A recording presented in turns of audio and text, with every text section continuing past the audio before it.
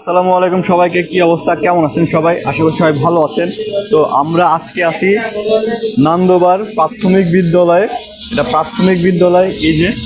তো আমরা এখন তার সামনেই অবস্থান করতেছি। তো এই স্কুলটা ঘিরে অনেকেরই অনেক স্মৃতি জড়ায় আছে।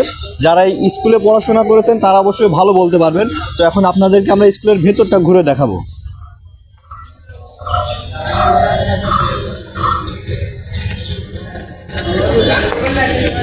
এই যে এটা হচ্ছে আমাদের নান্দোবার সরকারি প্রাথমিক বিদ্যালয়ে। আমরা যখন খুবই ছোট ছিলাম তখনই এই স্কুলটাতে পড়াশোনা করেছি।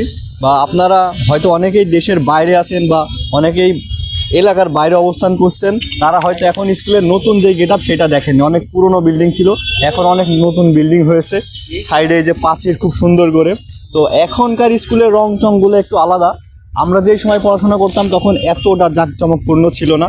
এখন সুন্দর করে রং, আরও বাচ্চাদের জন্য অনেক সুন্দর অনেক কিছু করা হয়েছে, যেগুলো আপনারা দেখলেই বুঝতে পারবেন।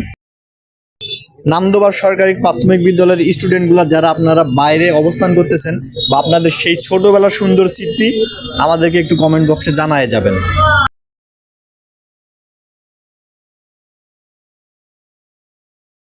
তো প্রাথমিক বিদ্যালয়ের গা ঘেঁষেই এক বাউন্ডারির ভেতরেই আসমানখালী মাধ্যমিক বিদ্যালয়।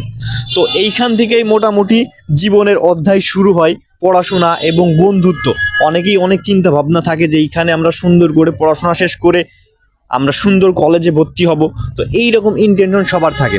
তো এই স্কুলে যারা পড়াশোনা করেছেন, পড়াশোনা করে হয়তো এখন অনেকেই অনেক সুন্দর জায়গায় পৌঁছাইছেন বা অনেকেই দেশের বাইরে চলে গেছেন। তো আপনারা যে যেইখানে যেই অবস্থানেই আছেন আমাদেরকে কমেন্ট করে জানাবেন।